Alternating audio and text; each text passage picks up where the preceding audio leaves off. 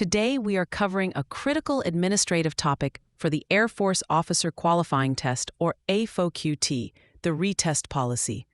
Understanding this policy is absolutely essential because a mistake here can permanently close the door on your officer career. The rules are strict and unforgiving.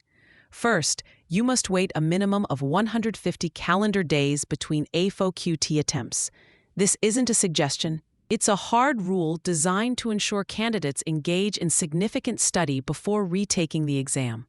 The second and most important rule is the lifetime maximum. You are allowed only 3 attempts at the AFOQT in your entire life. For most candidates, it's really only 2 attempts, as a third requires a waiver showing you've completed relevant college coursework or significant flight training to justify another try. There are no exceptions to this lifetime cap. This scarcity of attempts makes each one incredibly valuable. Now let's get into the most common and dangerous exam trap related to this policy, the score of record. Until a recent policy change allowing for superscoring, the most recent score was the only one that counted. This meant if you scored lower on your second attempt, that lower score completely replaced your first one. While superscoring, which takes your best composite score from any attempt, is now official policy, you must confirm this with your recruiter as policies can change and local application processes may vary. Assuming the worst-case scenario where your most recent score is the one that counts, the decision to retest becomes a high-stakes calculation. You should only consider a retake under 2 conditions. First, your current composite scores are below the competitive thresholds for your desired career field. For example, the minimum pilot composite is 25, but competitive scores are often much higher, sometimes 50 or more. Second, you have dedicated significant, focused effort to a new study plan.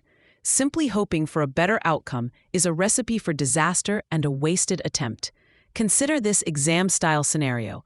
A candidate scores a 60 pilot, a 75 CSO, but only a 12 on the verbal composite, falling below the required minimum of 15. In this case, a retake is necessary because the candidate is not qualified. However, if a candidate has a 55 pilot, 60 CSO, 40 verbal, and 45 quantitative, all of which are passing and borderline competitive, a retake is extremely risky. They could study for months, retake the test, and have a bad day, dropping their pilot score to a 45. That new, lower score would become the score of record, potentially making them less competitive for a pilot slot they previously might have secured. The risk of locking in a lower score is the biggest trap. A memorable phrase to guide your decision is 150 days, 3 tries, your best score flies. This reminds you of the waiting period, the lifetime limit, and the importance of ensuring your highest score is the one on record. Don't retake the AFOQT just to chase a few extra points if your scores are already competitive. The risk of a lower score on the Form T retake isn't worth it. Only retake to fix a disqualifying score or to move from a clearly non-competitive score to a competitive one after a period of intense preparation. For free practice questions, AI-powered explanations, and more exam prep tools, visit openexamprep.com. That's openexamprep, all one word, .com.